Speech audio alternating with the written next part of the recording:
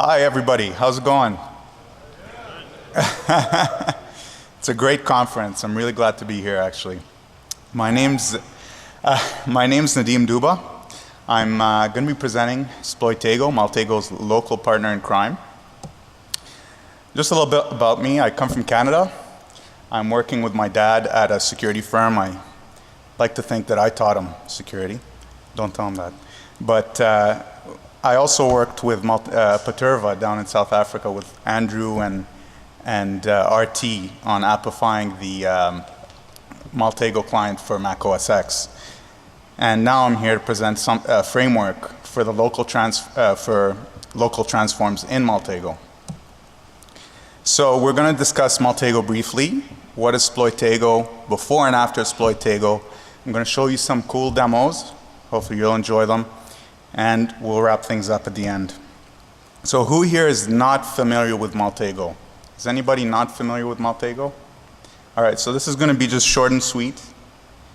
So this is Maltego. It's a graphing tool for what people have termed open source intelligence. So you can bring a piece of information on the graph. So let's take a person. And you can run a transform, which is essentially a data mining function on the internet, and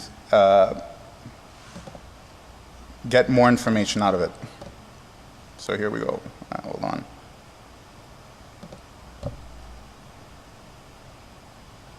So that's it. So these are called entities, what you're seeing on the graph here. And so John Doe apparently has a whole bunch of emails. This is all fetched from the internet. There's no penetration on any system. It's all open source, so Google, PGP, whatever's available. And by the way, this just ran on a server on the internet. So that's what we call a remote transform. Sploitego is actually a local transform. So this is going to be running locally on your machine. So as I said, what is Sploitego? It's a local transform framework for Maltego. I wrote it in Python. But I'm here to oversell it. Andrew was telling me I was underselling it the whole conference, so I'm going to make my best to sell this. So it brings sexy back. Seriously.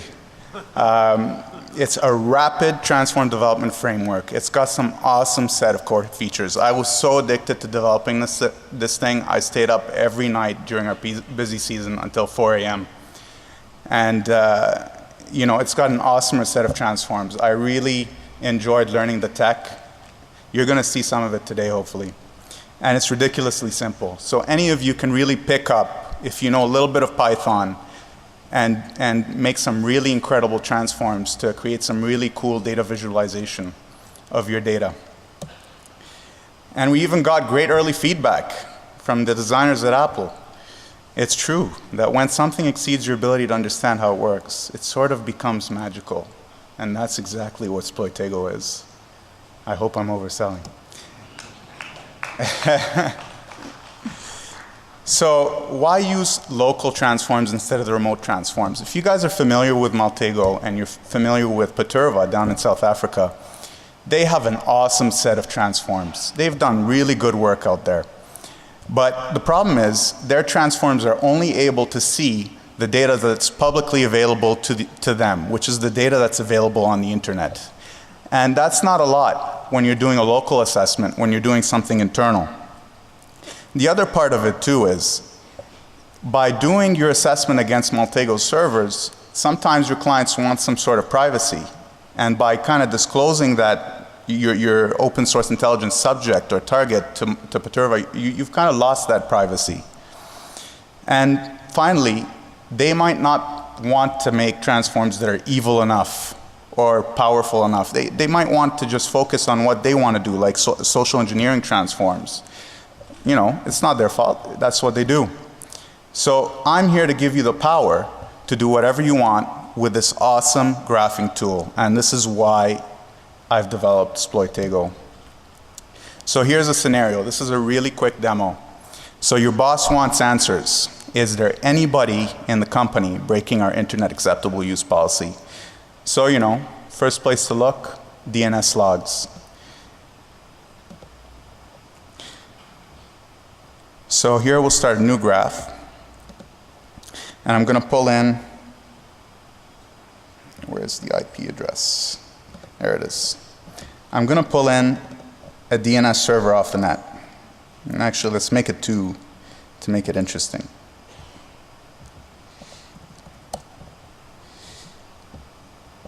And what we're going to do here is I'm going to use Sploitego transform that essentially does DNS cache snooping. So if anybody's not familiar with DNS cache snooping, when you do a DNS request, it's recursive in nature.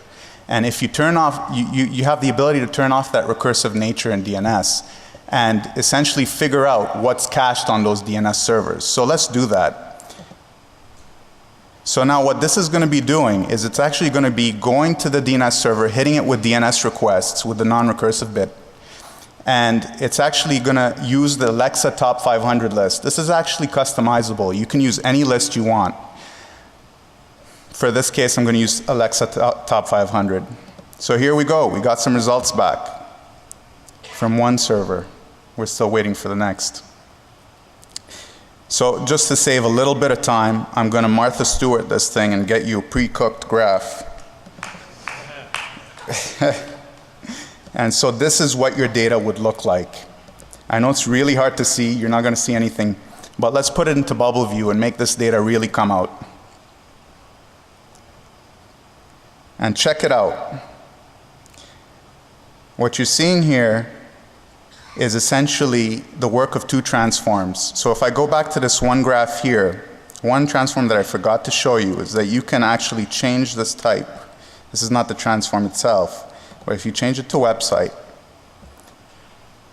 and then you go to reconnaissance, I've actually included 2 site categorization transforms, one from Blue Coat and one from WebSense. By right-clicking on that, you'll be able to get the site categories. And so this is what you're seeing in those big bubbles. The bigger the bubble, the more sites that are pointing to this piece of information. So if I go to my entity list and I see incoming links, you can see the internet's most popular site categories right there. So that's a little demo. So now, why Sploitego?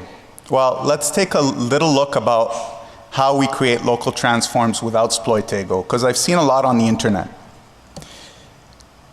before Sploitego, the nightmare. This is our development checklist. So you got to learn Maltegos local transform spec, which is an XML messaging system. You got to develop the transform, input parsing logic, data mining logic, XML serialization, some debugging facilities if you need them. Then you need to install, configure, and maintain the transform. And optionally define an entity. So let's go through this. We write the code. If you can't see it, it's all right. I'll just explain it. So there's a little bit of parsing logic right there. There's some hard-coded XML. And this thing doesn't do much except say hello world. What about installation? Well, it's currently manual. You got to go through the graphical user interface. And if you're really enthusiastic, you're going to want to do maybe 100 transforms. I don't know how enthusiastic you are, but this is a really painful process and it can be really tedious.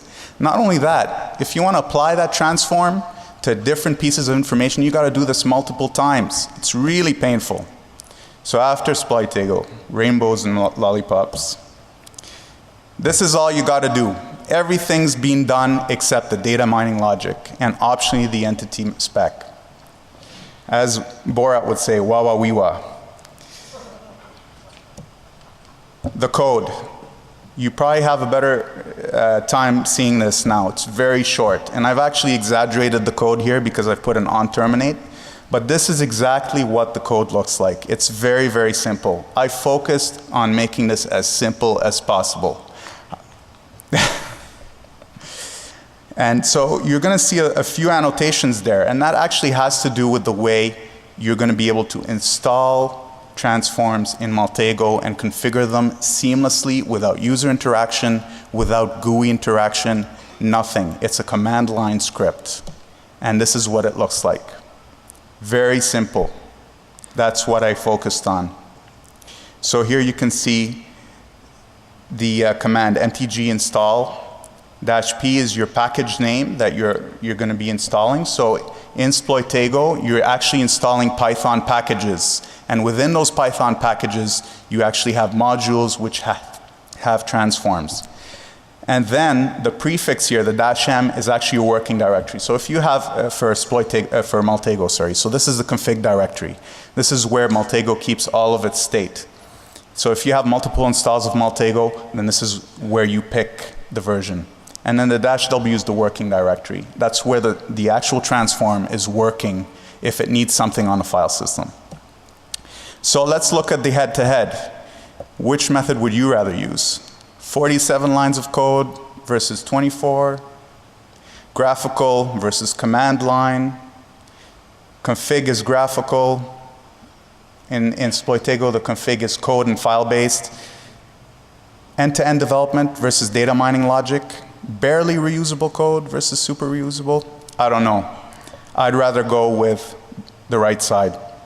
So why Sploitego? To take advantage of the core features that are available to you. It's an easy and extensible framework. You can do tons of stuff. You can extend it to your heart's desire. You don't even have to know XML. One of the common complaints that I get from developers, oh, we always have to do this XML serialization, it's a headache. I've taken care of all of that. I've done that all for you, so you don't have to do anything. Feature-rich auxiliary modules, and you're going to see some things right now. What the first demo showed was actually SCAPI integration for Maltego local transforms. And I've provided you with some great transform debugging tools. And finally, some really good pen testing transforms that I hope you'll be able to use and maybe even add to your artillery. So we've got a scenario. Your colleague wants to know if there's any cool way of finding common services across hosts. The answer is yes. And I'm going to show you right now.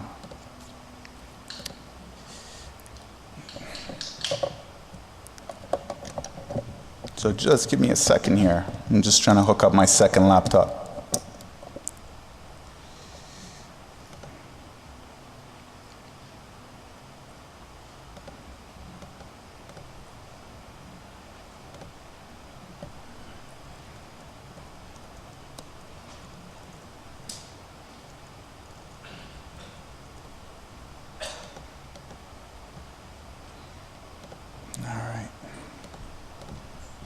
So here we go.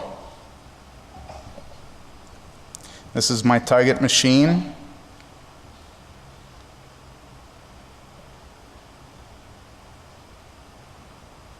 And right now, we'll just do a very short nmap-f.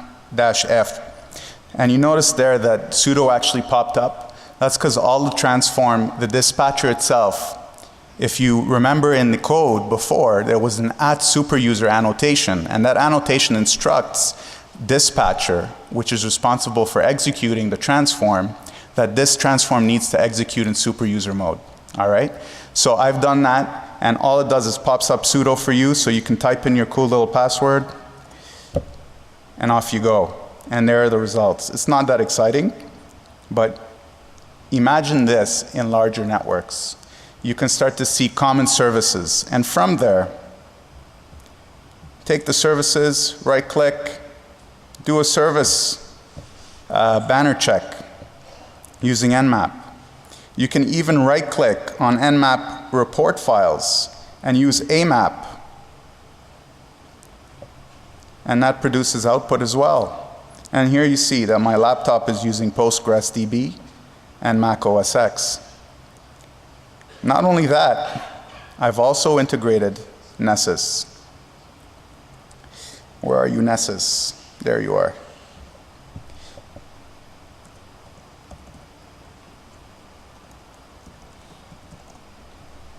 And so it pops up with the policy that you want to run. And here is the proof that it's running. So nothing exciting yet, but there it is, Nessus and Nmap integration in Maltego.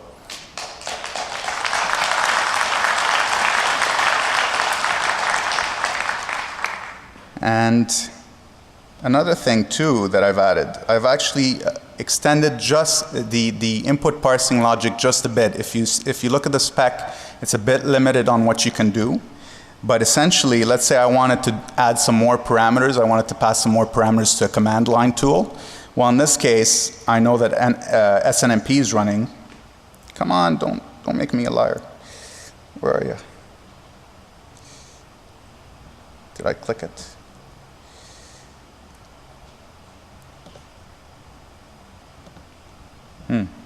1 second.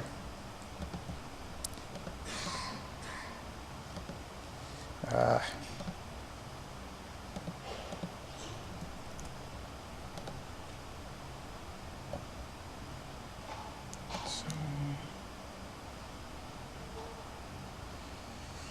can't see anything on this, so it's probably disappeared. There we go.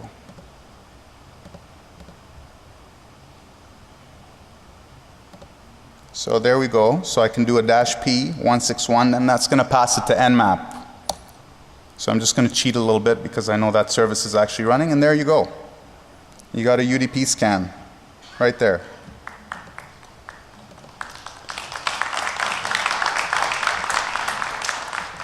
And so from here, you know, we could have done a service check. I know it's Nmap, but let's just pretend this SNMP string is not there. I can do an SNMP brute force.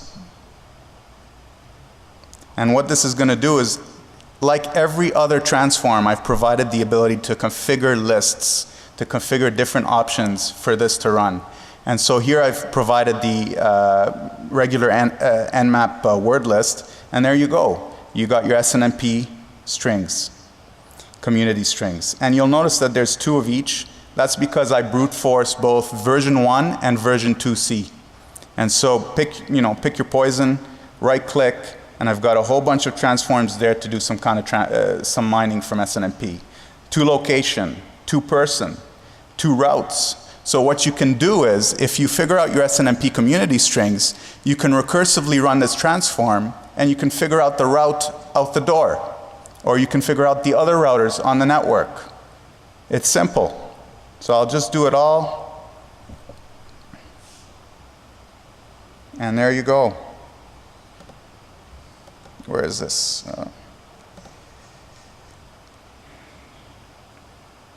So our administrator, our location, right here, right now, and the 2 routes that were detected were localhost, because there's no real route out, and 0.0.0, and that was it. But this you can do over and over again. It's as simple as right-click, run transform, and you're done. Really simple. And if you look at the code, I've provided some SNMP libs. So everything I've done to date, I've provided the libraries for you to use so that you can reuse them and you can do your own really cool transforms. I'm really encouraging people to try this framework out. I really want you guys to contribute as much as you can. I'd really be happy to see that. So that is the service discovery demo. Here's another scenario. The lazy firewall admin. So our client wants to know, is the firewall admin doing a good job of securing the DMZ? All right, release the ARPs. So this is another SCAPI integration demo. So we're on a network, we're connected to our DMZ. I'm not sure if everyone's familiar here with IRS scan by Oxid, but basically this does the same thing. It essentially ARP poisons the router's cache and spoofs the peers around you on the network and sends SYNs out to your destination. In this case, I've made the destination 4221, and I've also configured 5 ports. So it'll just shotgun blast a SYN to these 5 ports and send back the response. So this is a really good way of measuring the firewall rules. And so here, I'm going to just show it to you. 1 second. Lots of cable switching. Where's the cable?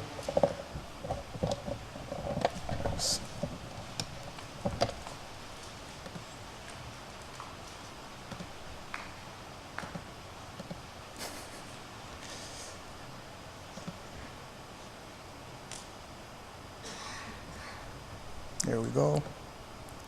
So,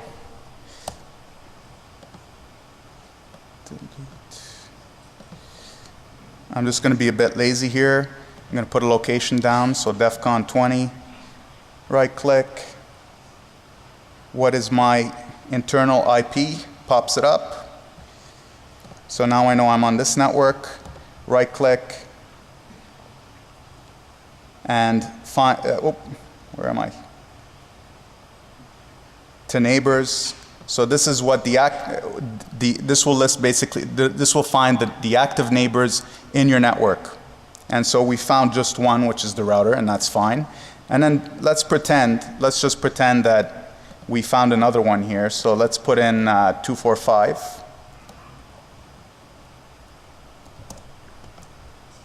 And we'll basically run the IRS scan.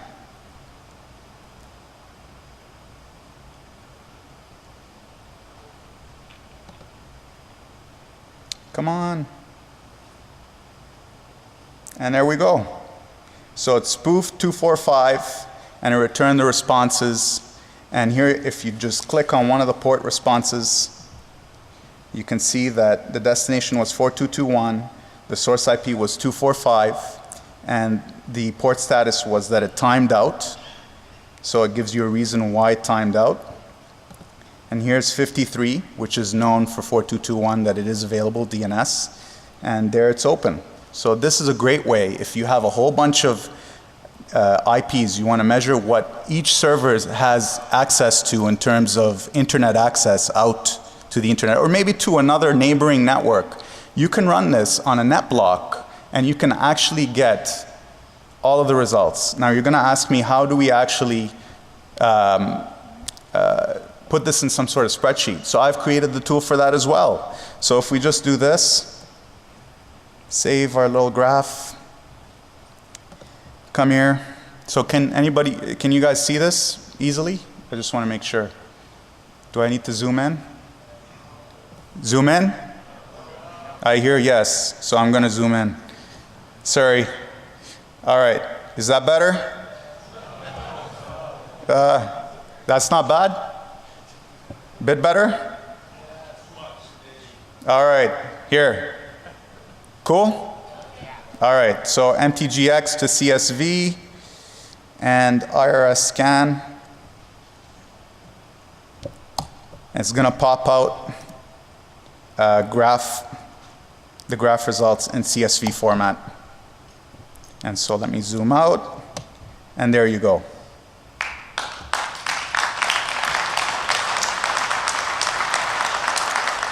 And what you can do on top of that is, if, let's say, for whatever reason you wanted to separate the entities by type, we can still do that. So CSV to sheets, put in your graph,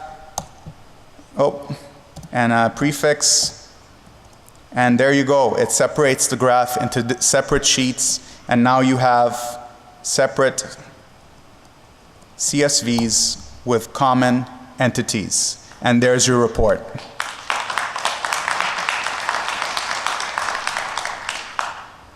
So,